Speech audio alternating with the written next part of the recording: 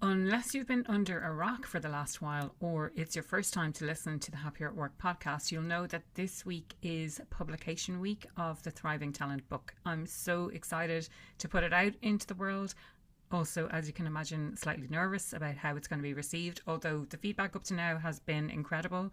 I'm so grateful for the early readers who took time and left me an endorsement or a review on the book. So this episode specifically is going to answer some of the questions that I've had over the last few months about the publishing process specifically. So a little kind of behind the curtain, behind the scene, because it's not really a transparent industry. Like, people, unless you're doing it, you don't really know what goes on behind the scenes. So I'm hoping to, if you're curious like me, if you're a little bit nosy about what goes on, then this episode will help you to understand a little bit about what goes on behind the scenes. Slight side note, someone recommended the program, the series Younger to me a few months ago, so I've been kind of binging on that, and that shows a little bit about the behind the scenes from a publishing house perspective. So it's interesting to see that side of things as well. Now, I suppose putting this into context, I have wanted to write a book since I was very young, and I thought that book was going to be a novel. Now, it turns out it's a business book. My first book is a business book. Whether I'll ever get to the novel, that's a whole other question entirely, maybe a whole other episode entirely. But I've wanted to write a book for as long as I can remember. And I recently remembered that some of my college friends all the way back in 2006 gave me a book, like it's a how-to writing guide from 2006, so 20 years ago now, and it's only taken me 20 years to write the book.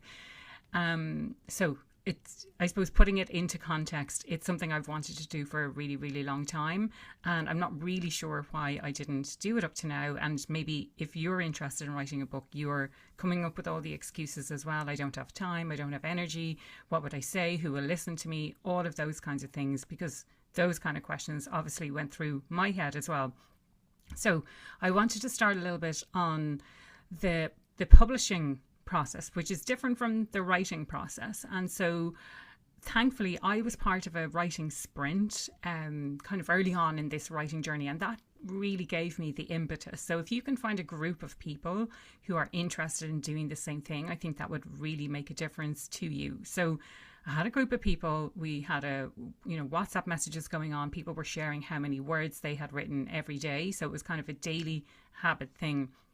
And through that process, I wrote about 27,000 words.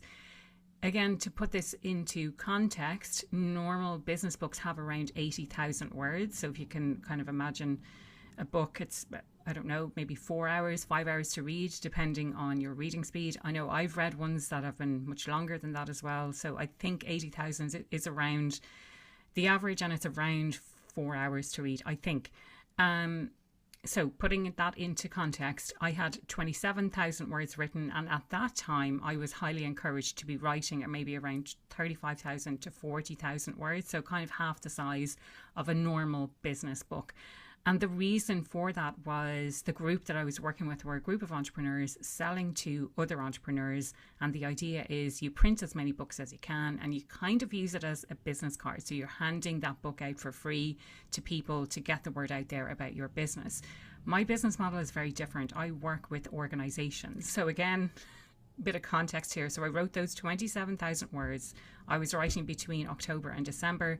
I took about 3 weeks off at Christmas that year, for a break, and I just couldn't get back into the writing.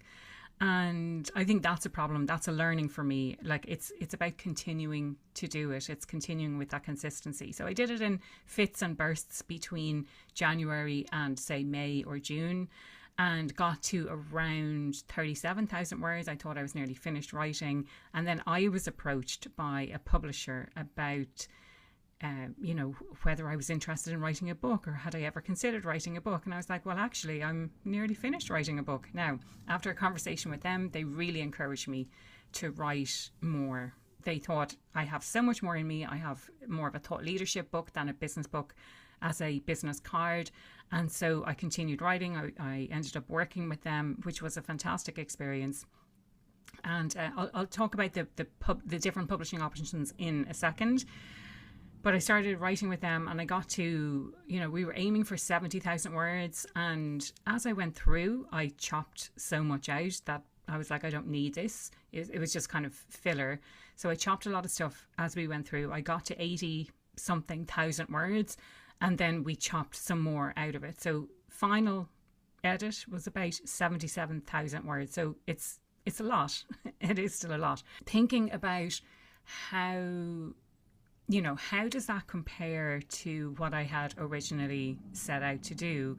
And when I was looking at it originally, like let's say 30,000 words, 40,000 words, this may still sound like a lot, but if you focus on doing a 1,000 word blog, for example, and if you're writing blogs on a regular basis, how can you turn what you've already written into something that is a bit more expanded? Like, this was how we were encouraged to think about the writing process. Another thing that really helped me before I even thought about the writing was structuring what the book was going to be about. So if you've been listening to previous episodes, you will understand how the book is laid out. It's all based around my Thriving Talent framework. So looking at psychological safety first. So there's an entire chapter about that.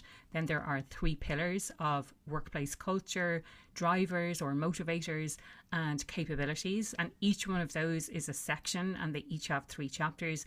And then the final chapter is about leadership, about leading ourselves first, and also about leading other people. And so when I had that structure, the writing became so much easier. And that's not to say that things didn't change and there weren't questions about where to place what sections. For example, imposter syndrome, does that go in the capability section, or does that belong more readily in the leadership section, for example? So lots of kind of questions like that as we went along. So back to the kind of different publishing options, I suppose. A lot of people opt for self-publishing, and it's a really good idea if you want to be the one who hold on to the royalties. One of the reasons I didn't want to go with self-publishing was because I know that there are so many different moving parts to the publishing industry. There are so many different parts that you don't even think about. So not only is it about writing, it's about developing the ideas in your book. It's about the grammar. It's about, there's so many different aspects to the editing of the book, and so many different people that need to be involved that you may end up paying quite a lot of money if you want to get that level of expertise. And if you don't get that level of expertise, is your book, how professional actually is your book, and how well will it sell if the ideas aren't developed, if it's not edited properly? And here's the other thing, typesetting. So that's putting it literally where it needs to go on the page. And that requires, again, a really high level of expertise that I certainly don't have, so I would have to pay someone else to do that.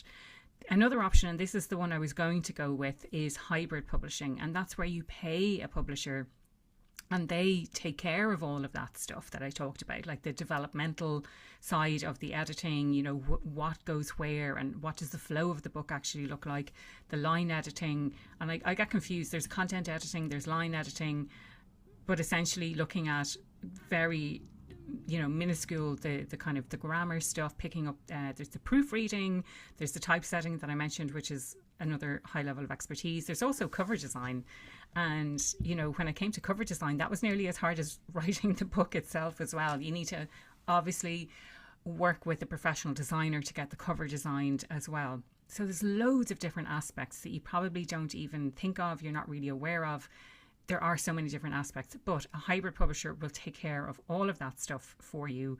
You have to pay them and you get a higher level of royalties from the book sales than you would if you were with a traditional publisher. Now, I ended up going with the traditional publisher. My experience with them has been really fantastic. I would highly recommend. But it's not easy to get a traditional publisher, and that's why a lot of people either go self-publishing or hybrid publishing route, because to get a publishing contract is actually quite difficult. But I know things are a little bit easier now there's a print on demand, which means that you don't have to print you don't have to print thousands and thousands of books up front in the hope of selling them. You can do more of a print on demand model, which makes things a little bit cheaper and easier for both authors and publishers.